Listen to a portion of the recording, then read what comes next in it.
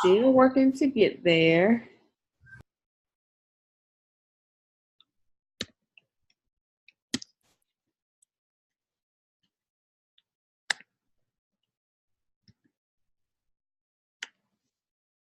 I don't see you, Keisha. Oh, she must have disconnected, because usually if they still on here, like you could see their picture or something. But yeah, she gone. She said, what happened? Come back in.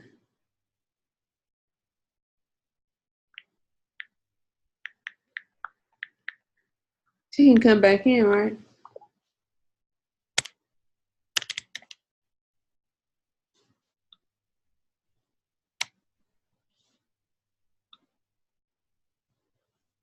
Let me see.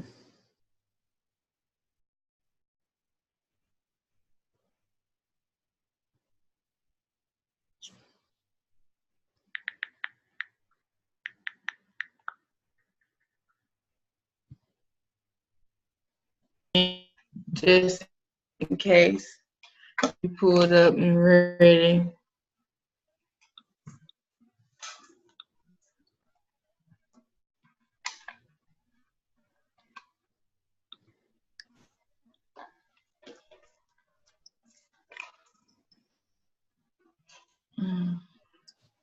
It's getting there, getting there.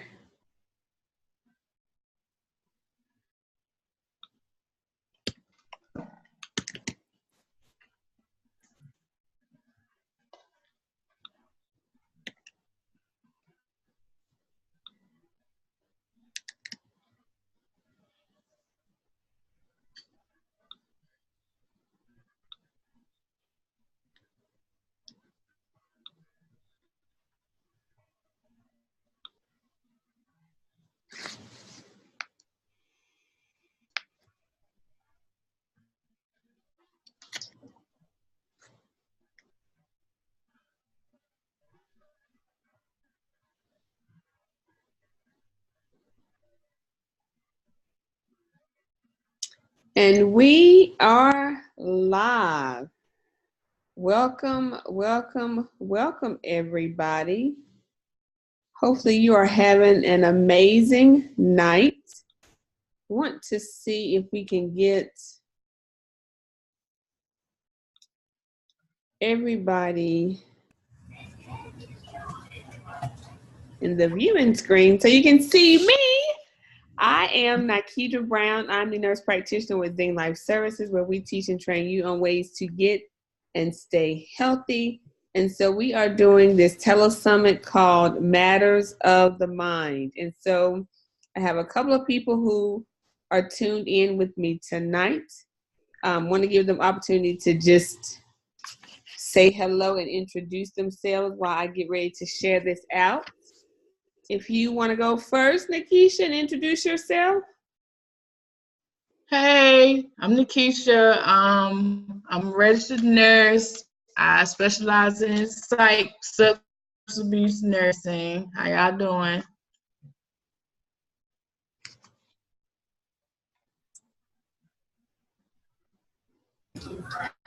And hey, everybody, it's Dionne here.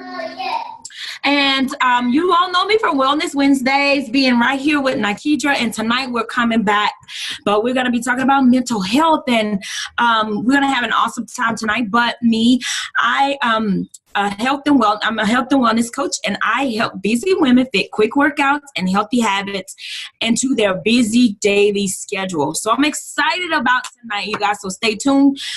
Invite people in, share it out. And yeah, let's go, y'all. I'm ready. Let's go. So for those who know me, follow me. And if you know me really well, you probably are saying, what is she doing? Little under the weather today, so that's why you see my backdrop a little different than normal. But I am resting. I am making sure that this was something that I did today. So I've been resting otherwise. So I am taking care of myself.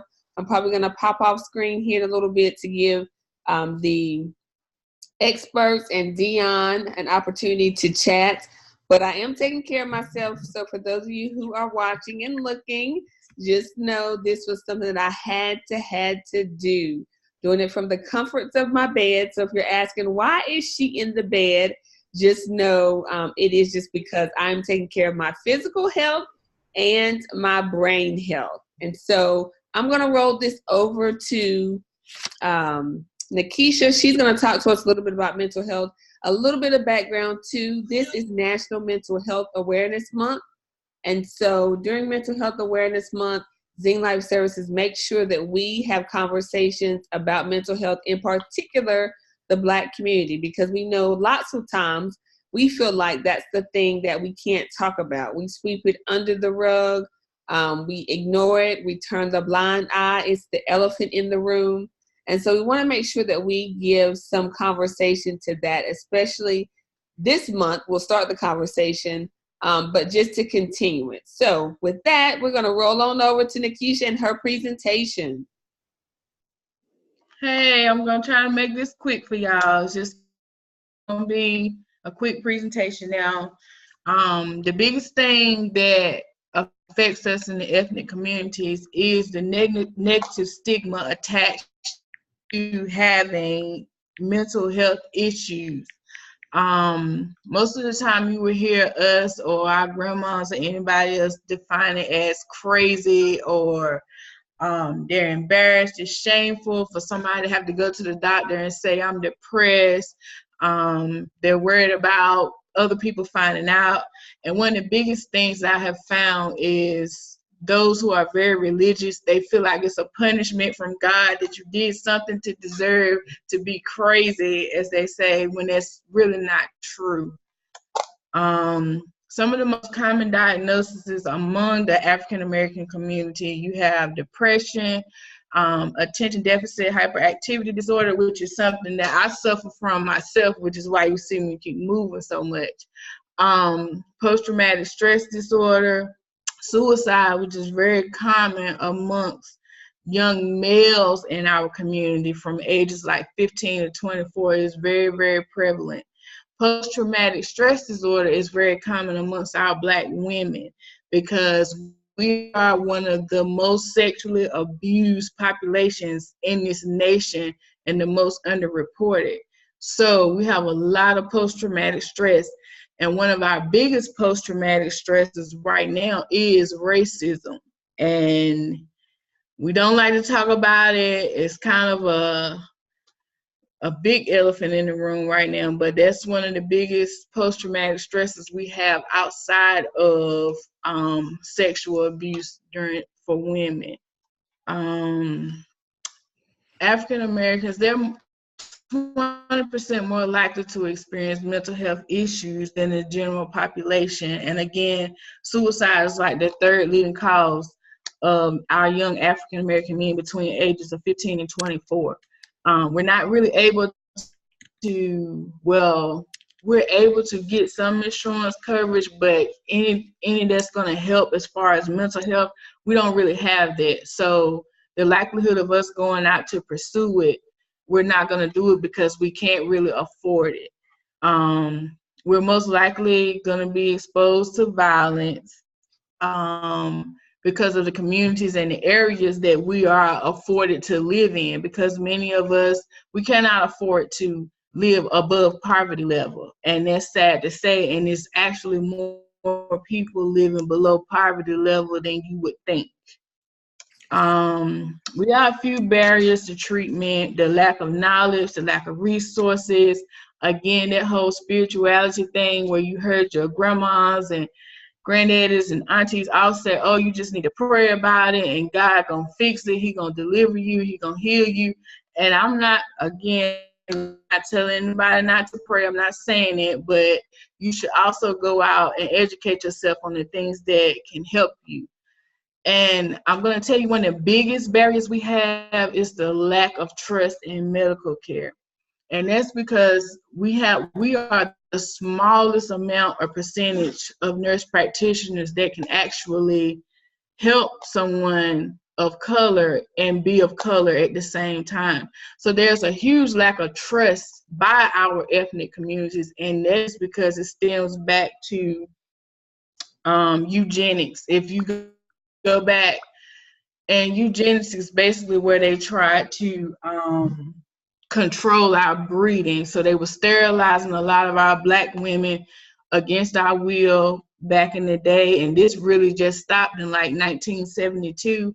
So you have a lot of the grandmas and aunties again in our generation that went through that or know someone who did go through that. So there's a huge mistrust in our communities concerning healthcare.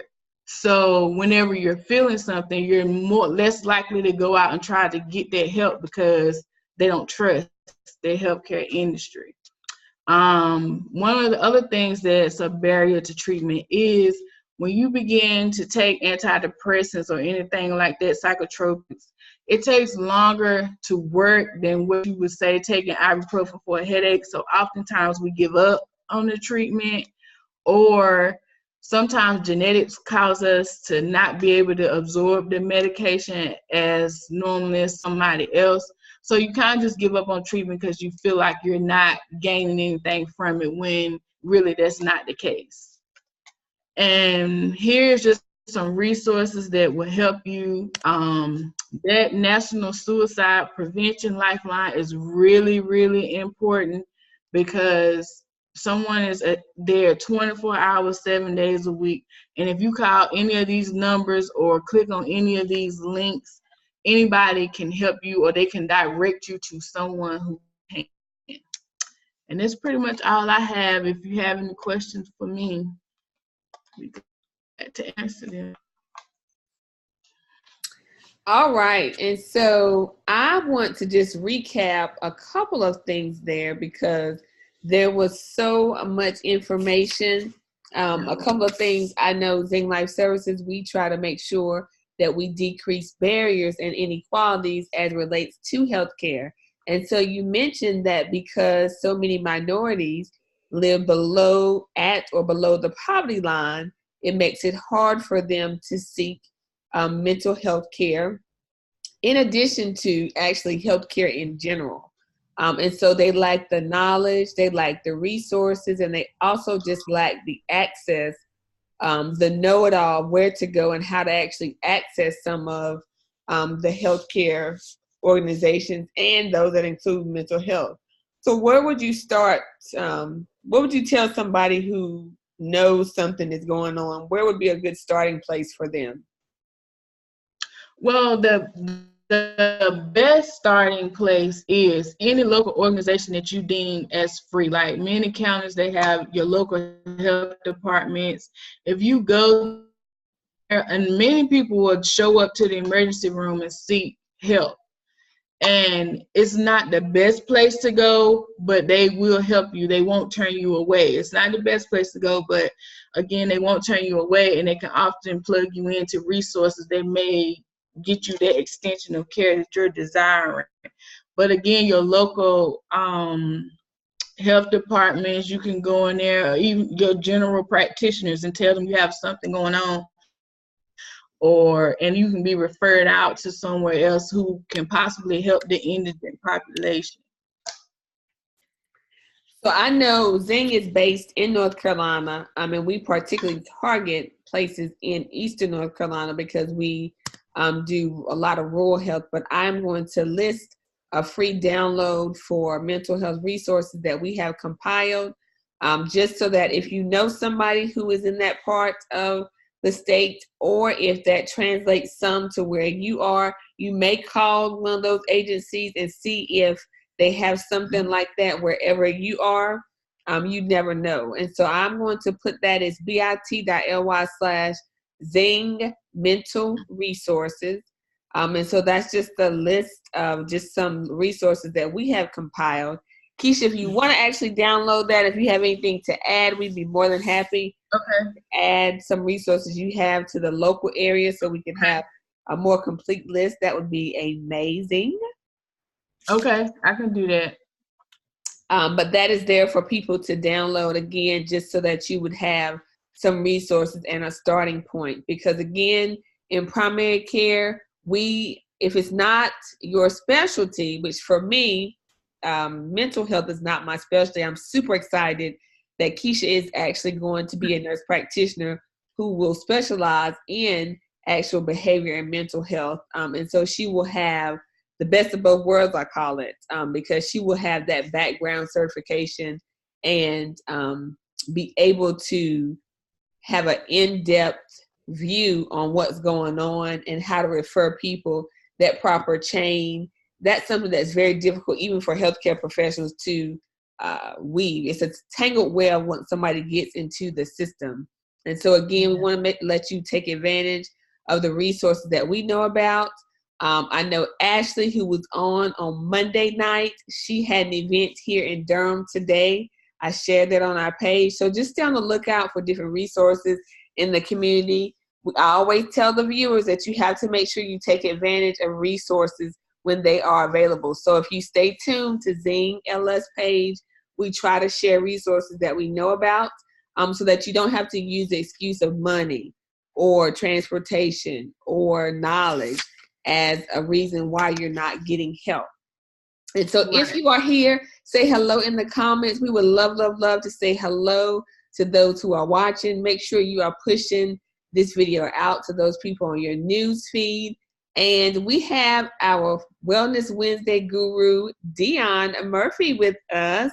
So she always comes to the plate with lots of different things. And this week it is no different. So she's going to talk to us this week about her personal experience. And just let you know, the last time she talked about stroke ain't what it looks like. And this time she's going to let us know that changes with the mind isn't always what it looks like. If you have questions for Keisha, make sure you're putting those questions into the comments. We're going to go back and answer those. But while we're waiting on your questions to come in, make sure you take a listen at Dionne. All right. Well, thank you, Nikisha and Nikisha. Thank you so much for that awesome, awesome presentation.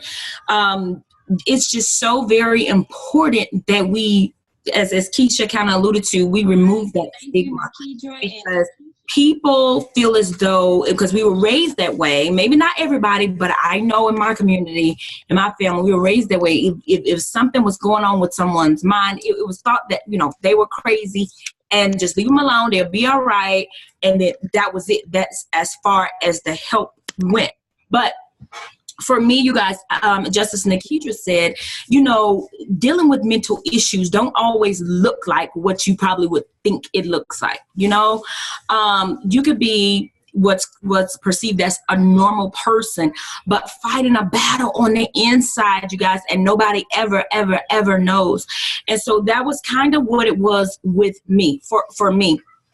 And it all started, way back, like whenever I was like maybe 13. That's when I really noticed it myself. But what I did for years, for over 20 years, I suffered with OCD. All right. So that was not what it looked like to people, because a lot of people think about OCD as being, you having a or you're having to repeat different rituals, over and over again. They have to have everything in a straight line and everything. That wasn't the case for me.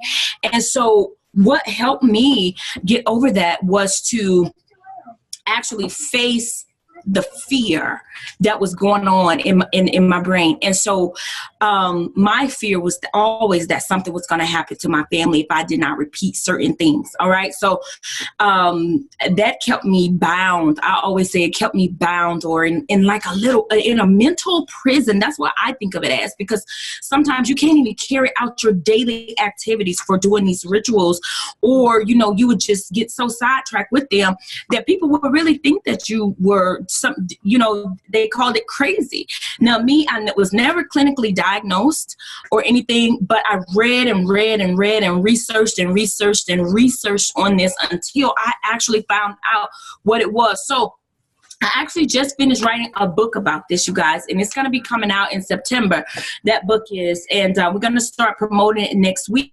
But I actually wrote about this, and the title of that book is called Obsessed, you know, and it's going to be a Black girl's guide to obsessive compulsive disorder, because we are very much so underrepresented in the mental health space. And for a big portion of that comes from misdiagnosis. You know, some people probably try to calm down their ADHD or their depression, their suicidal thoughts, their OCD. They try to combat that sometimes by having a drink here and there. Some people probably even have dabbled over in, you know, with marijuana or anything just to calm their nerves. But guess what? If something happens and you go to the doctor, sometimes in the emergency room, they probably say, oh, that person was just had a little bit too much to drink, when in essence, something else was going on here, you know. So that misdiagnosis happens. And this is not across the board. This is just in some cases. And then some people don't even like to go and seek help.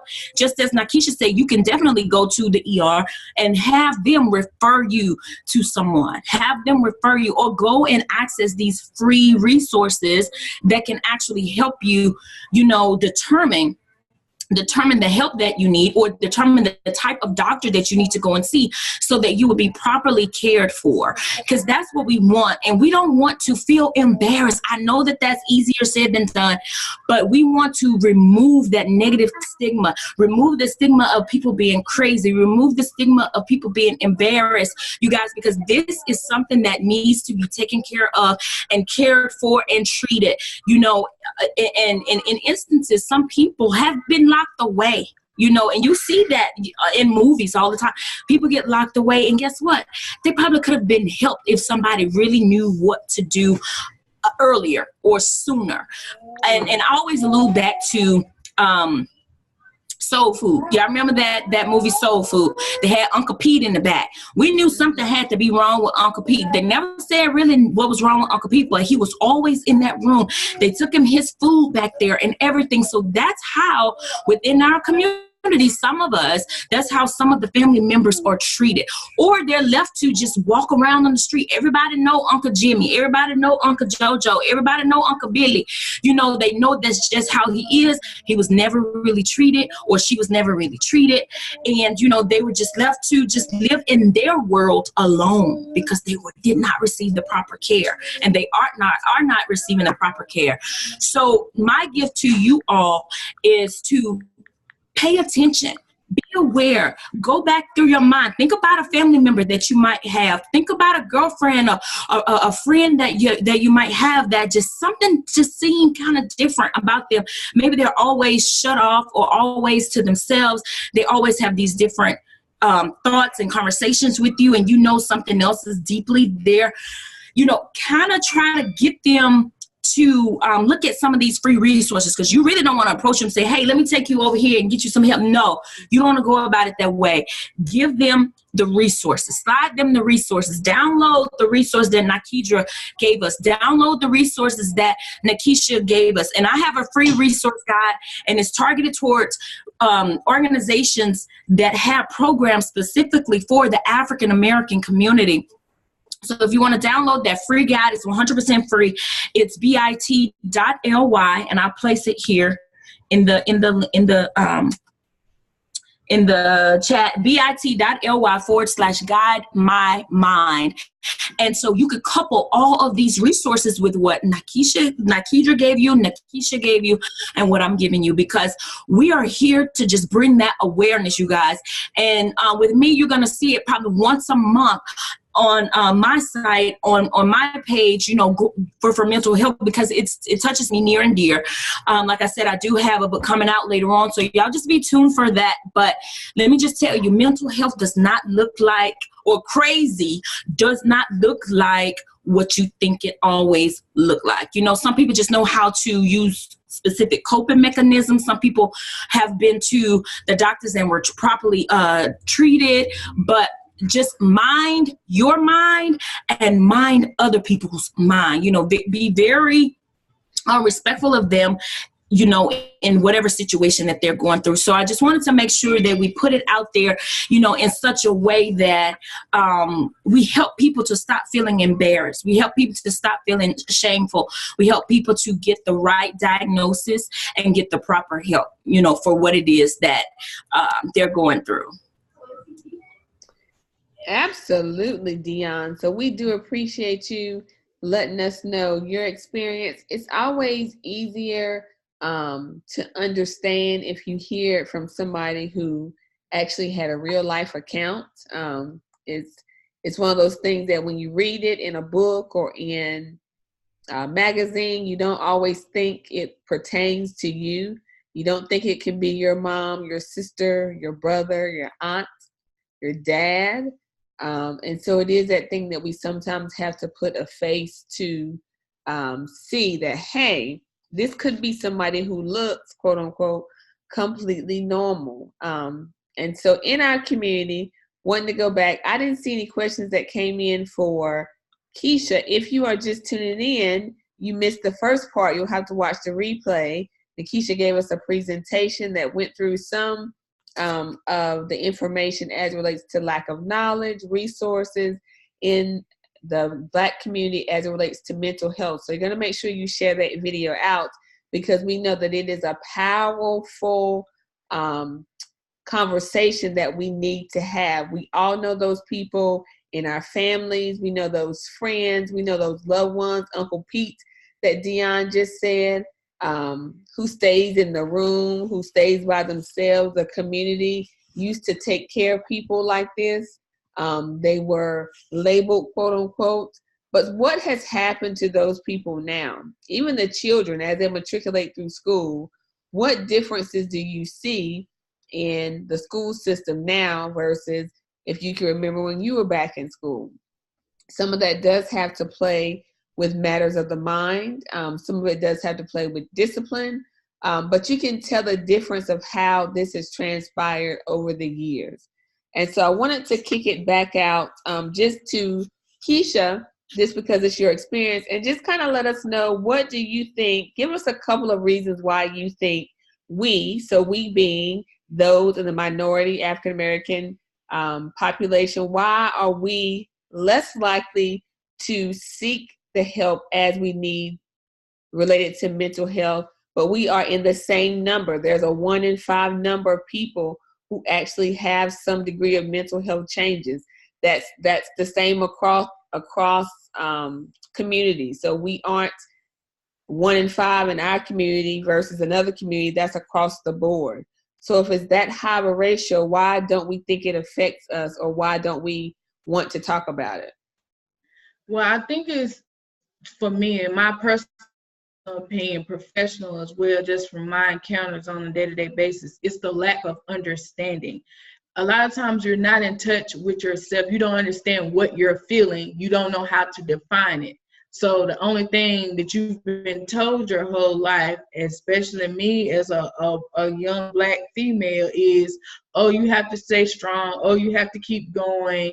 The man, he's supposed to be the man of the household. You're just supposed to bear it. Or if you feel those feelings, you shouldn't worry about that. You need to table that, pray about it, keep going. And you never, ever touch on what you're actually feeling. So you have no idea what it is. So the only thing that you know how to do is, like Dionne said, you might use drugs, you might use alcohol, you might use any other thing that you have that helps you cope with that, just to get rid of that feeling. And it's only temporarily that it's going to remove it. It doesn't get rid of it at all, because you haven't addressed the root, but you have no idea what it is because you don't understand. So until you seek understanding for what it is that you're feeling or going through, you really won't know what a diagnosis is or what comes with that diagnosis, because you have no idea what's going on. Absolutely. And so a lot of times, and we touched on this a little bit on Monday, I'm just going to recap for those people. I know we have some people who are just tuning in. If you haven't already, make sure you press that button and share this out. We want to make sure this conversation gets started. We won't get into the meat of the conversation, but at least it's a starter to get you at least thinking about what resources you need to contact if some of this might relate to you. We've gotten some resources down in the news feed. Dionne posted a resource. I posted one. Zing Life Services has also done a workshop on mental health in the Black community. So if you are interested in understanding some of the specific symptoms, diagnosis, and treatments of some of the illnesses, schizophrenia, bipolar, depression, you can download that bit.ly/Zing Mental Replay, and you can get that information just about some of the specific illnesses. We're not going to go into those illnesses here. There are so many. This is in touch with, more aligned with letting you know you need to be in touch with how you feel. You need to know where to go to understand those feelings. On Monday, we had Ashley here. She talked to us about couples, how you need to make sure you share and understand when you're in relationships. And tonight, we're just talking in general about mental health in the Black community with Nikisha and with Dionne. If you tuned in late, you'll know myself. I am actually on bed rest tonight, so I'm coming to you from a different sort of backdrop, doctor's orders, and for my mental health. But I wanted to make sure this was very important, so this was the only thing on my to-do list today, to make sure that I came and brought these two women before you, because I wanted to make sure we have this conversation. So if you are looking at me, you follow me, you're like, what is she doing? Why isn't she resting? I've heard it. My mom is here. My husband is here. They've all given me an earful. But after we hop off here, I'm going to rejoin my rest. But for those of you who need to understand, Dionne was just letting us know how she suffered from some OCD. I asked a question in the comments, who knows what OCD is? She said OCD, but she didn't tell us what OCD actually stood for, I don't think. Yes, I could definitely tell you that. And OCD is obsessive compulsive disorder. And it's actually, they kind of consider it an anxiety disorder. A portion of it is anxiety disorder. And this is where you is something going on within the brain to where you obsess about certain things. Say for instance, you obsess about thoughts. You obsess about let's say things that you have to get done. You obsess about things being so clean in place and all of that. But along with that comes compulsions. And so those compulsions are these rituals that you repeat because there's a thought there in your mind that you have to do that compulsive ritual. So that's basically what it is there, just in, layman terms there. And let me tell you, it could be paralyzing. It could definitely be paralyzing because nobody can really see it. You can't see that. You can't see any of these mental disorders or these illnesses going on. You only see how they show up on the outside. And like I said, with mine was I had tapping. I had to tap. I had to get numbers right. I had to walk straight or walk in a certain way. I had to complete a certain ritual, for that in order for me to feel right. And when I felt right, or when I got that right feeling, then I could continue on with what I was doing.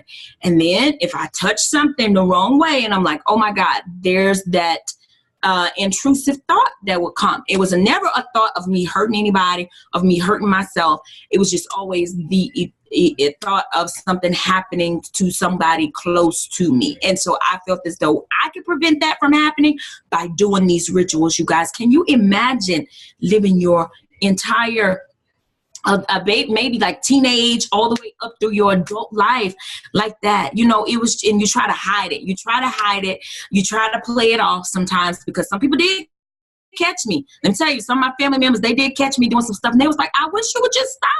And then I'm like, I just can't. And they just didn't understand. And they'd be like, girl, you crazy, keep going. And that's what it was. And I was like, oh my God, what is wrong with me? But I was like, I just can't stop. I can't stop it. And let me tell you, until you live it, that's when you understand it. And then some people don't even understand it. As Nikisha was saying, some people really don't understand what it was. So it took me the engineer in me, it took me doing research and like, no, I'm going to figure this out. I'm going to solve this problem, And so I'm a problem solver by nature. So that's where mine came from. But everybody is not like that. So they suffer in silence, you guys, or they suffer and they cannot live a fulfilled life, And I'm telling you, when I found out what it was and learned how to cope with it, because let me tell you, those urges are there every day. Every day those urges are there, but I know how to cope with them. I know how to fight them. I know how to get through them. And so until you get to that point, it's just going to be like, oh my God, what am I going to do? How can I stop this? So you guys, sometimes it's really real. And it's something that people, you probably didn't even look at me and thought I dealt with anything like that. And I don't know, but I'm just like, okay, I got to let people know, because for a while I held it in, and like I said, I eventually wrote a book about it, and I can't even believe I wrote a book about it, but I cannot wait to just share that story, because I know that it's going to help a lot of people. And so you guys take advantage of all the resources that are here. Please go back and get that replay that Nikisha has. Please go back and opt into that replay, because I'm telling you, you're going to find out about disorders that you probably haven't even heard of, because there's so many of them, you guys, but people classify them as crazy. So. Right. And I will say that Dionne, again, you don't look at Dionne and say that she's quote unquote crazy. And let me say, we throw that word around a lot. Yeah. Self included, right? We'll say, oh girl, she crazy. Yeah. Such and such is just crazy. Absolutely. And so we use the word crazy really, really loosely. And so there are different ways that you can determine, quote unquote, the level of craziness, right? So in Dionne's kind of confession, obsessive compulsion disorder, what if she never understood what it was? Because there's something that everybody is compulsive about. How many times do you check the lock before you leave, before you actually really leave? And you just checked it to see if the stove is off before you really leave. How many times do you look at your phone? You pick up your phone every day and you pick it up to see if you have a new text message or a new Facebook message, or it's what is people putting on Facebook or your social media. Like, that's a compulsive disorder. That's not the norm to automatically think, let me pick up my phone and see who sent me a message. As soon as you hear that ding from your text messages, you got to get to your phone no matter what you are doing. That is an obsession. Yep. There are apps for that, right? There are apps that keep people from looking at their phone during the day. Why? Because they can't control that obsession, that compulsion to listen or not pick up their phone and get on social media during the day. It hinders them from working. Yes. It hinders them from leading their day-to-day life. So don't think you're alone in these things. People go in the grocery store and they wipe their carts down 10 times before they actually go to pick up their food. At some point, you got to say, wait a minute, enough is enough. And so we all have some degree of obsession, but it's when that obsession turns into a compulsion and it then becomes a disorder that we cannot control. So thankfully, Dionne has figured out a way to control. She was able to read and understand. She's an entrepreneur. She's a college graduate. She's a mom.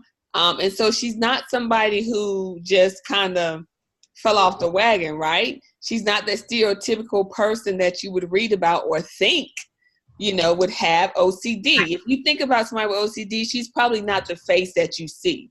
You probably, if in the comments you want to write, what is your picture of somebody with OCD? It probably does not look like Dionne. For me, it probably is actually a man, an older man, who's not well kempt. Again, very stereotypical, but those are the pictures we create, the images we create in our minds. And so this conversation is all about breaking those images, breaking those stereotypes, and letting you know, just like Dionne, it doesn't have to be that way. Nikisha, in her profession, she sees a lot of people who break those stereotypes. She sees a lot of people who don't fit the mold. There are a lot of people who live life and function only because they're able to acknowledge the fact that they have a issue that they need resolving, that they need some help.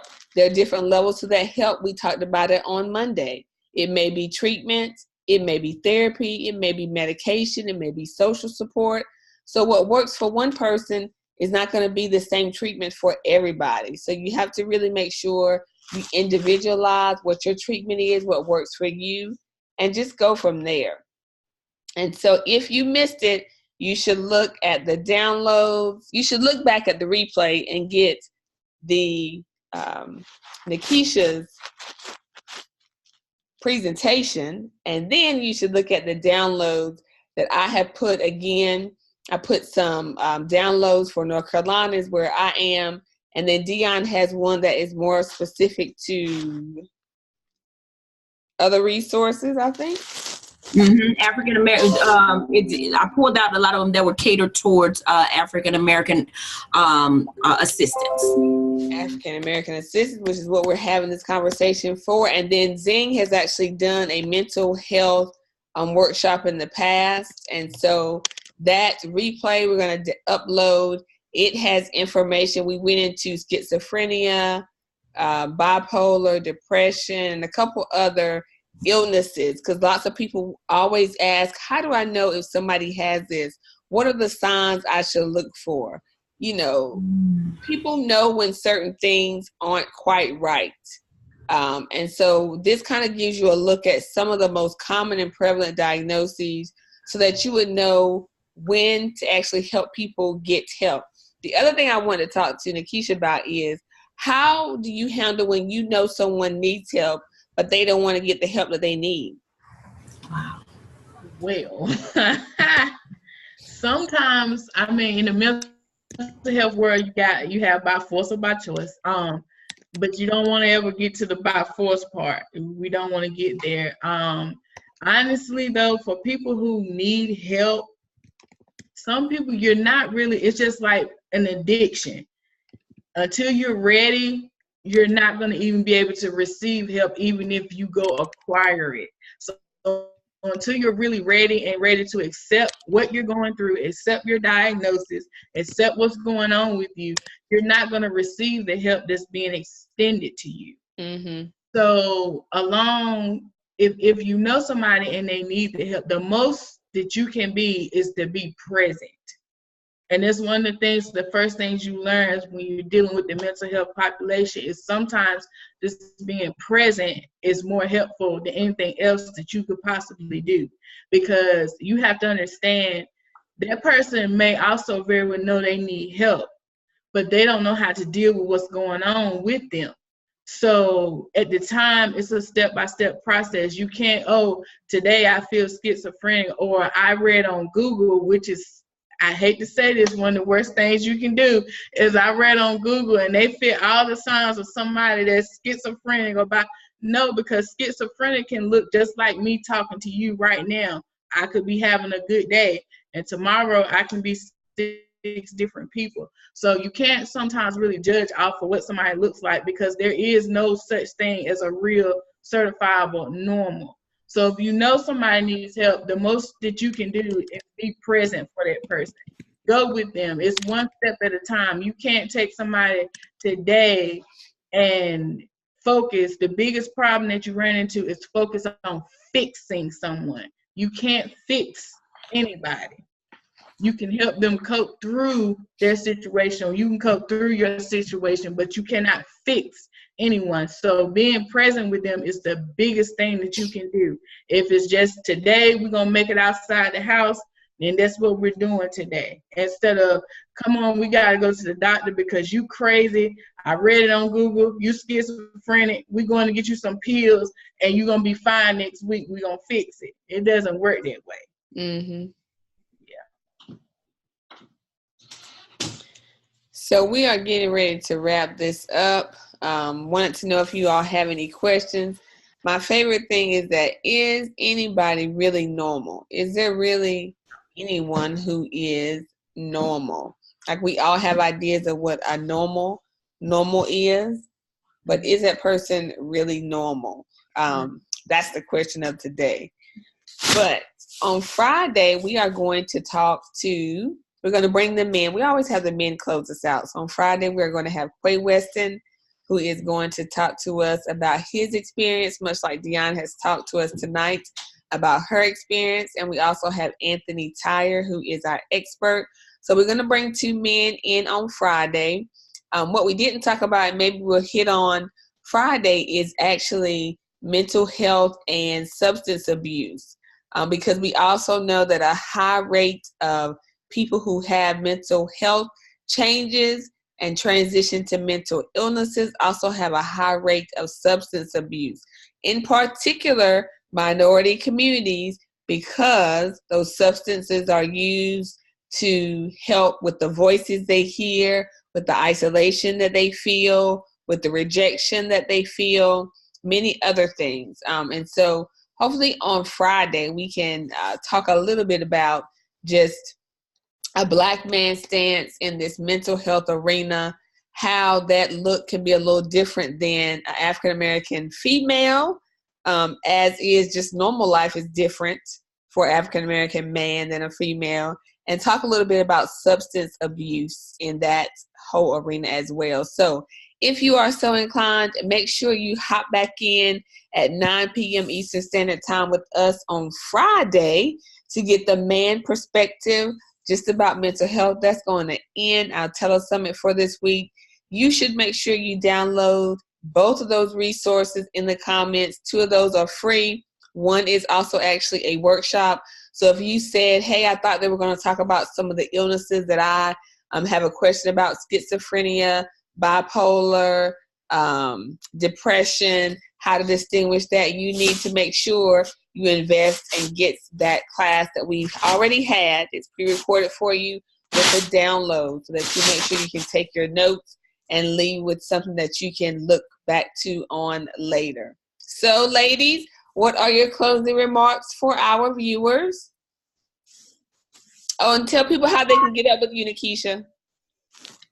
Okay, so I have a blog that I do. It's called Detaching the Stigma. So I'm getting more active with that, so you can follow it on Facebook. I also have a website, detachingthestigma.com.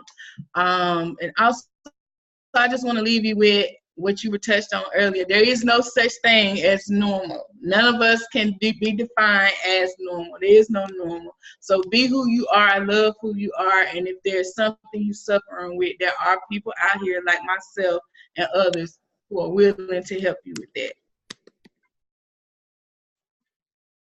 Perfect. So I'm putting your blog in the comments here so people can click on that link and like your page and follow, so they can get all your good information.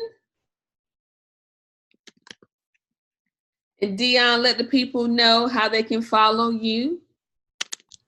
All right, you guys, thank you so much for joining us tonight. You can follow me.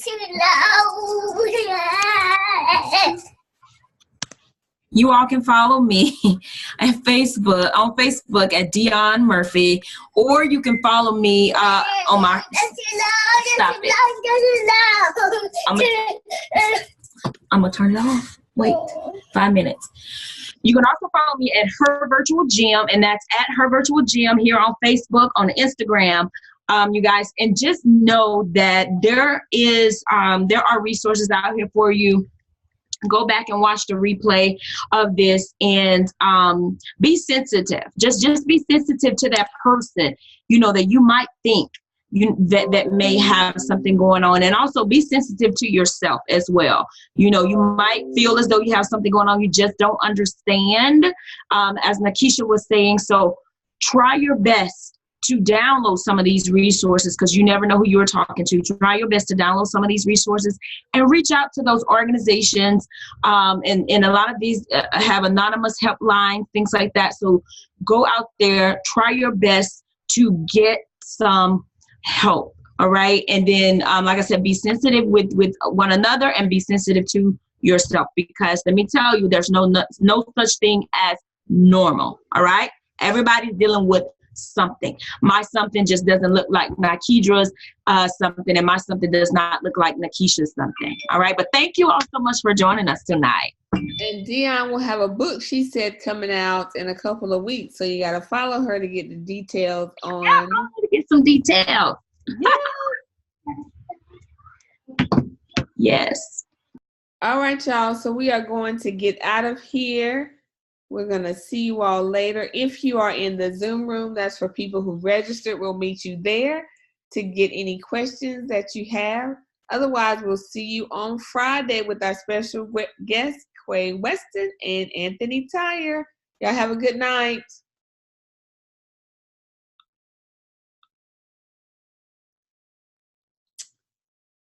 All right, y'all. I think we are off. We off live. Yep. I see it here. Oh, what you call it? Clicked all the way out, didn't she? Oh, yeah. She clicked the whole leave meeting. She ran out. She said she had to get up early in the morning. Oh, I bet. Ooh. So I'm getting ready to go. Let me stop recording here.